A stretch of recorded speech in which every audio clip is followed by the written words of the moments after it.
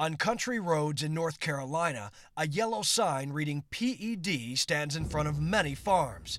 It's a caution marker, noting that porcine epidemic diarrhea, or PED virus, has infected the pig population. When the disease hits a herd, the nursing pigs, the newborn pigs, most of them die. Nearly a third of the state's piglets on the 3,000 commercial hog farms have died since June.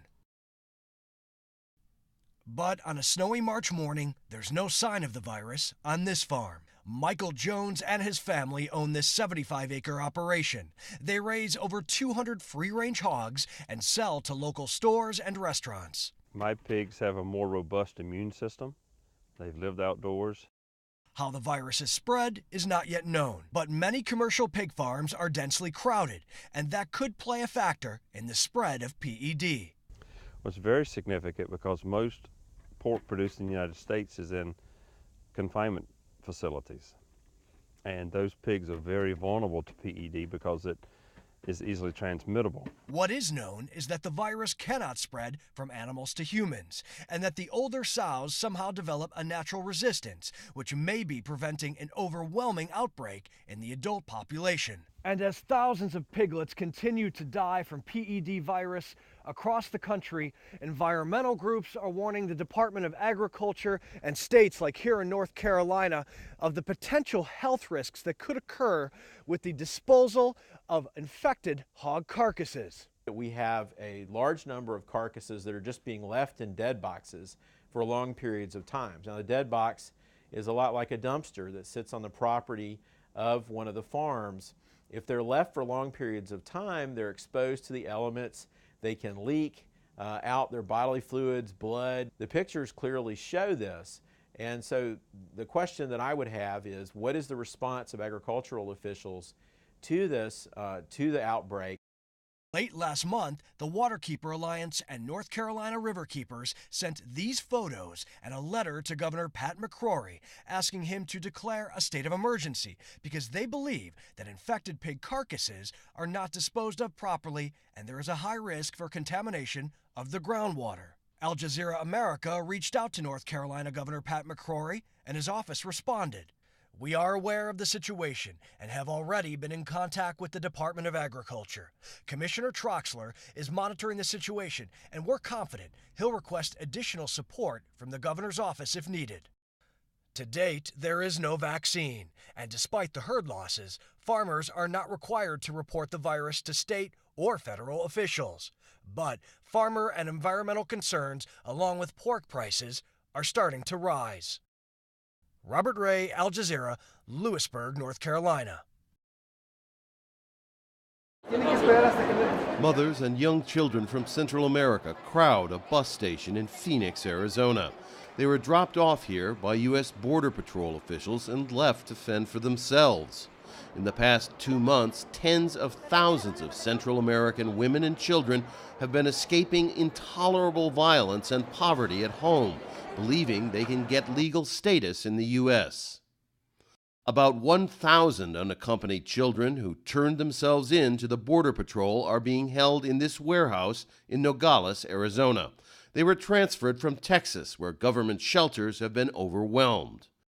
News media are not permitted inside, but a group of local clergy who toured the building said the conditions are squalid. Looks like a prison in there, and these are not prisoners.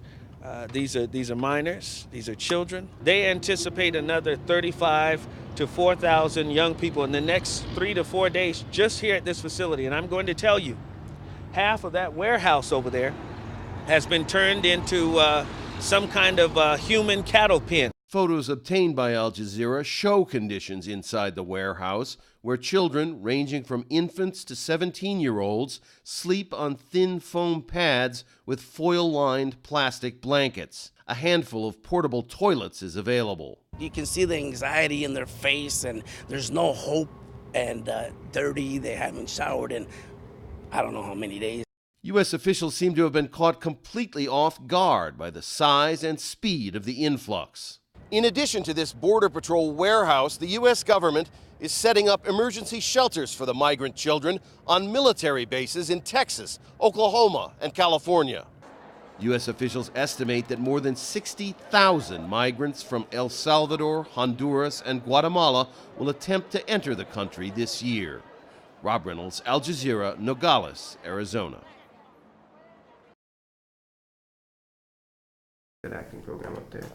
High school senior Josh Zambrano is wading through college brochures with his dad, but the aspiring actor has set his sights on only one school. Me, I feel like what I am looking for happens to be at Yale, and that's why I'm pursuing that. Wally Zambrano and his wife have been stashing money away for their son's education since he was a baby, but their savings won't come close to covering Yale's nearly $60,000 annual tuition and fees. It's ridiculous that it's gone up to that point, but it makes it very difficult for the middle class and the lower class person to be able to get a good, strong college education. The Zambranos aren't alone. The problem also affects people who are trying to go to less expensive state schools. Over the past 5 years, tuition and fees have increased on average about 30% at four-year colleges across the U.S. Those higher costs have been driven in part by lower investment returns on endowments and a shortfall in state tax revenues. As a result, more than two-thirds of college students applied for some form of financial aid last year. Timothy Opgenorth, financial aid director at the University of Illinois at Chicago, is concerned about the debt students are shouldering. We always tell students that only borrow what you need. And if you can get a second job or get a job to pay for it, we highly recommend that. CapEx helps match students to schools they can afford. President Chris Long says many students are now opting for community college first. Typically have agreements with four-year institutions where all your credits will transfer. Josh Zambrano is researching scholarships before heading back to school. He hopes to find a way to finance his Ivy League dream without bankrupting his parents. Diane Estabrook, Al Jazeera, Chicago.